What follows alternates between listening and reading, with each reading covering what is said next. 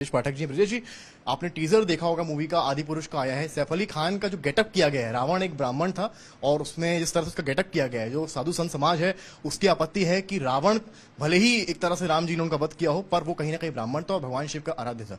तो उसको लेकर काफी बवाल है और मूवी पर रोक लगाने की बात की। आप कैसे देखते? देखिए, हिंदू सभ्यता से और भारत की संस्कृति से भगवान राम मर्यादा पुरुषोत्तम एकदम जन जन में बसे हुए हैं। जन्म से लेकर मृत्यु तक हर व्यक्ति उन्हें याद करता है। लेकिन ये विगत कई दशकों से चल रहा है कि फिल्मों में या नाटक में इस प्रकार का लगातार हमला होता रहता है। ये हिंदू संस्कृति पर हमला है। मैं इसको बिल्कुल उचित नहीं मानता हूँ, इसकी घोर निंदा करता हूँ। इस गेटअप को बदला जाना चाहिए। रावण भले ही अत्याचारी था, अनाचारी था, और मर्यादा पुरुषोत्तम राम ने असत्य पर सत्य की विजय की।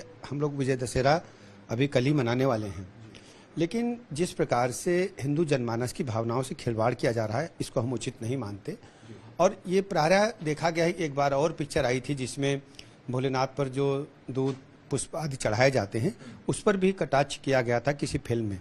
मैं इसको बहुत ही गलत मानता हूं और हमारे धार्मिक भावनाओं से किसी को भी खिलवाड़ करने की इजाजत नहीं है। अयोध्या वाराणसी के संत ये कह रहे हैं कि जो वानरों को जिस तरह से दिखाया गया है उसमें, या हनुमान जी का अगर चालीसा पढ़ें, कानन कुंडल कुंचित कैसा हाथ वज्र, तो ये कुंडल कानन कुछ भी उसमें दिख नहीं रहा है। इसको लेकर भी उनकी आपत्ति। दरअसल आप जानते हैं कि मैंने पूर्व में आपको बताया कि लगातार जो हमारी संस्कृति है उस पर कहीं न कहीं से उसको डिस्टर्ब करने का, उसको बदलने का, या उस पर कुछ न कुछ विकृति दिखाने का लगातार प्रयास होता रहता है।